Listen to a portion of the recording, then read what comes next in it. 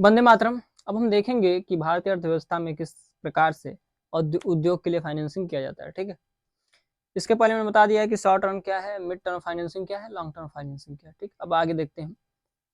Short term financing हमने आपको बताया है इसके पहले वीडियो में, अगर आपने ध्यान दिया होगा तो वाणिज्यिक बैंक है, वाणिज्यिक प्रपत्र है, इत्यादि है बहुत सारी चीजें। तो इसमें मुद्रा बाजार को शामिल किया जाता है। जो मुद्रा बाजार होता है वो शॉर्ट टर्म लोन देता है। इसका रीजन ये है कि जो शॉर्ट टर्म लोन होता है उसमें जो इंटरेस्ट रेट होता है वो हाई होता है लॉन्ग टर्म की तुलना में। ठीक है, और लॉन्ग टर्म का ऋण कौन देता है? जो सिक्योरिटी मार्केट है इत्यादि, विकास बैंक है जो उसी के लिए, जिसके लिए औद्योगिक विकास बैंक जिसका स्थापना उसी के लिए हुआ था, चूंकि वो कम इंटरेस्ट रेट पे लोन देते हैं। उनका उनका जो उद्देश्य होता है वो लोगों का कल्याण होता है, इसलिए। ठीक है, तो मुद्रा बाजार देती है।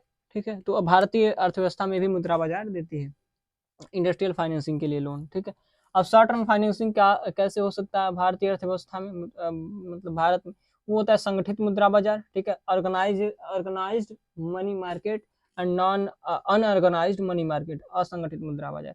संगठित मुद्रा बाजार में वाणिज्यिक बैंक हमने बताया था, कमर्शियल बैंक होते हैं, गैर banking non banking financing corporation होते हैं बहुत सारे, तो इसे गैर बैंकिंग वित्तीय मध्यस्थ बोलते हैं। उसके अलावा आरबीआई। तो संगठित मुद्रा बाजार वह होता है जिसपे आरबीआई का, जो रिजर्व बैंक ऑफ इंडिया है, उसका सीधे कंट्रोल होता है। ठीक है, उसका कंट्रोल होता है उस पर, उसी को हम बोलते हैं संगठित मुद्रा बाजार। और उसके अलावा है असंगठित मुद्रा बाजार। इसमें क्या होता है कि जो उस देश का सेंट्रल बैंक का उस पर अधिकार कोई नहीं होता। जैसे मान लीजिए जो महाजन इत्यादि है, महाजन है, आपने देखा होगा वर्तमान में बहुत सारे लोग ऋण लेते हैं। ठीक है, महाजन है, उसके अलावा सुनार इत्यादि से जब लोग लोन लेते हैं ना, तो उसको हम असंगठित मुद्रा बाजार में शामिल करते हैं। अभी भी उस समय जो गांव के क्षेत्र में अभी भी ऐसा जारी है, लेकिन बहुत कम हो गया पहले की तुलना में।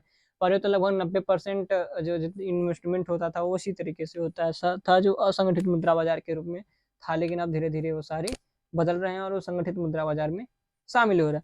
इसके अलावा हम देखेंगे जो मिड टर्म और लॉन्ग टर्म फाइनेंसिंग है, उसका किस किस प्रकार से फाइनेंसिंग होता है भारतीय अर्थव्यवस्था में। सबसे पहला है औद्योगिक प्रतिभूति बाजार, इंडस्ट्रियल सिक्योरिटी मार्केट में होता है। उसमें हमने उसकी पूरी प्रोसेस हमने आपको बताई है कि किस प्रकार से शेयर जारी होता है। शेयर जारी बाई यानी कंपनी, मतलब वह कंपनी जो उसमें रजिस्टर्ड होती है सिक्योरिटी मार्केट में, वही हो सकती है। और अधिकतर वो होती है जो सरकारी कंपनी होती है।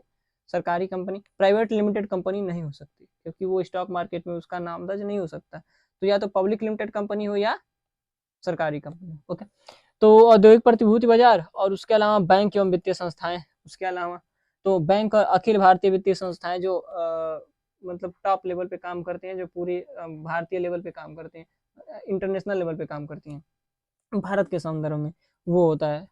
तो अखिल भारतीय वित्तीय संस्थाएं, इसमें क्या होता है?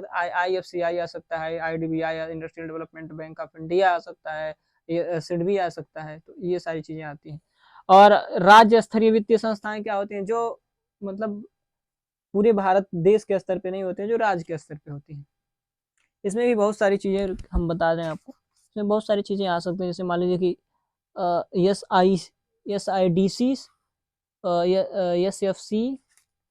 SFC, उसके अलावा SIIC इत्यादि बहुत सारी चीजें हैं जो आ सकती हैं। उसके अलावा हम देखते हैं विशिष्ट वित्तीय संस्थाओं में आ सकता है ICICI वेंचर लिमिटेड। उसके अलावा एग्जिम बैंक, IDFC। जो निवेश निवेश संस्थाएं हैं उसमें तो दो तीन हैं। जैसे मान लीजिए GIC है, LIC है, उसके अलावा UTI है।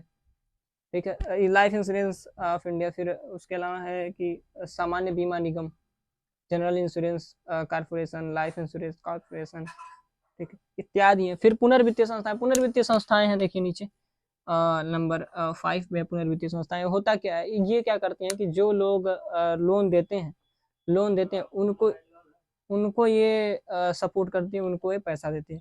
मुख्य रूप से इसमें क्या होता है? राष्ट्रीय आवास bank, national home housing bank जिसे बोल सकते हैं, राष्ट्रीय आवास बैंक। और दूसरा होती है नाबार्ड। नाबार्ड तो सब लोग 1985 में जिसकी स्थापना हुई थी, सब लोग जानते हैं उसको।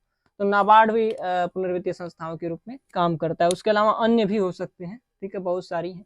तो क्या हमारा एक ओवरव्यू था और ये बहुत कम समय में हमने सबको समझ लिया है और पूरी हमें उम्मीद है कि आपने बहुत ही बढ़िया तरीके से समझा होगा, मजा आया होगा। अगर आपको वीडियो अच्छा लगे तो आप सपोर्ट जरूर करें, ठीक है, लाइक शेयर कमेंट जरूर करें। अगर मान लीजिए आपको समझ में ना आए तो भी कमेंट करें, समझ आए तो भी कमेंट करें। आज के लिए बस इतना ही, वंदे मातरम।